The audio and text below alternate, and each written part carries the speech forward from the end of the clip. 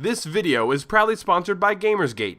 Download games anytime, anywhere. Visit Gamersgate.com.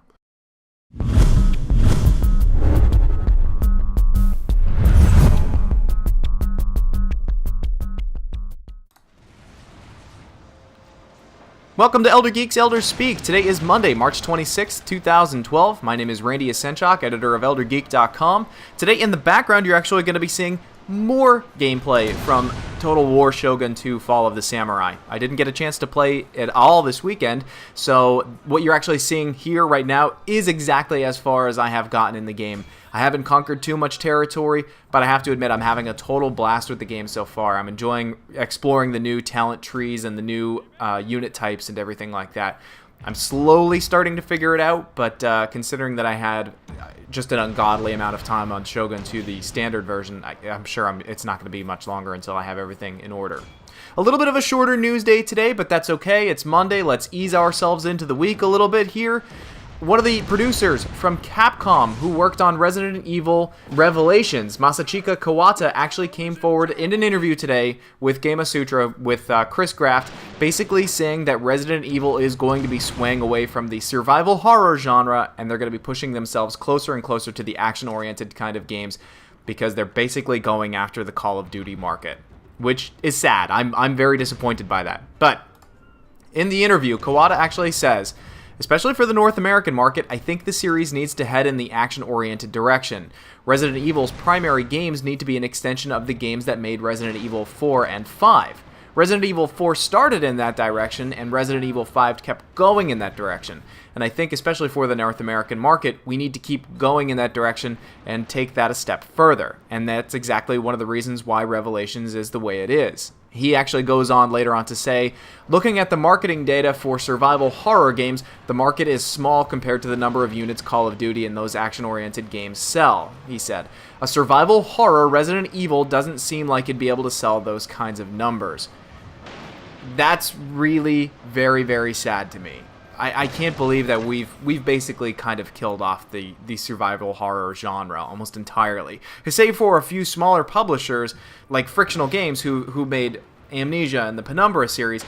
If they are our last defense for these kind of things, then the survival horror genre is in a sad state of affairs indeed. So we as consumers kind of need to vote with our wallets better than we have in the past. We really enjoyed Resident Evil 4, and I'm not saying that anybody who bought Resident Evil 4 did a wrong thing, because RE4 was an awesome game. But RE5 was a little bit of a hot mess. It wasn't scary. The storyline sucked. The AI was pretty wonky, and to be honest with you, it was a step back in the series direction, but it still sold well because we were all so excited by what the potential was for Resident Evil 4. I really think we need to be careful with Resident Evil 6 when it comes out. I think we need to not go crazy and just buy tons and tons of copies of it on day one. I'm not saying don't buy the game. I'm just saying this one might be the game to wait for the reviews to come back on before you actually go out and purchase it.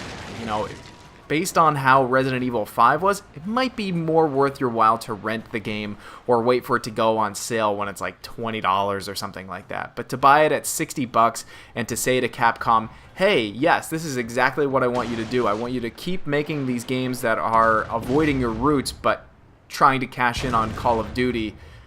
We need to not be saying that. This homogenization of the market sucks. And there's no other way to say it, and I'm sorry that I couldn't find a better descriptive for it, but we need to stop doing that. We need to encourage more diverse development, and Capcom doesn't seem to be wanting to do that, which might be a great business move for them. They will probably make a ton of money, but for us as gamers, it's terrible because we're just going to be seeing more and more of the same kind of game over and over and over again. So, the first little bit of information for today is sad news. Capcom seems to be going down the path that none of us want them to go down. And a little bit of a good news today, on the GameSpot forum boards, allegedly a user by the name of Gloggle posted just a giant pile of spoilers for GTA 5. Now, this user is allegedly a friend of a former employee of Rockstar who had supposedly been let go because he was this disgruntled employee. I don't know. That seems like a whole lot of ifs, if you ask me. And I typically don't like reporting on rumor, but there seems to be a lot of very detailed information in on this that I would be surprised if they didn't come through.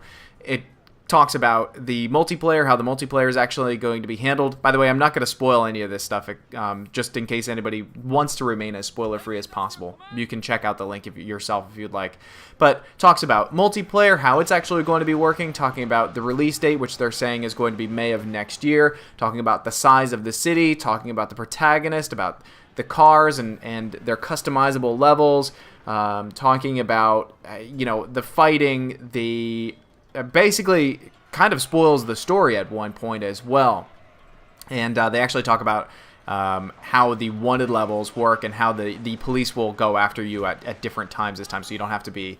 Anyway, again, I don't want to spoil too much for anybody else.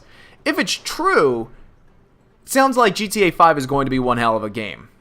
Yeah, it just sounds wonderful, and I'm hoping that there's going to be a PC version of it as well. I know that these games are a little bit better suited, or at least they're more optimized for consoles.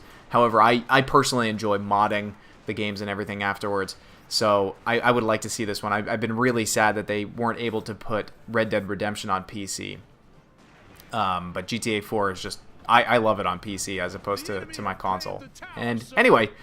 those are the 2 bits of news for today. Not a whole lot, but like I said, let's ease into the week a little bit here. Let's not get too overly dramatic and to what types of terrible news might be coming our way.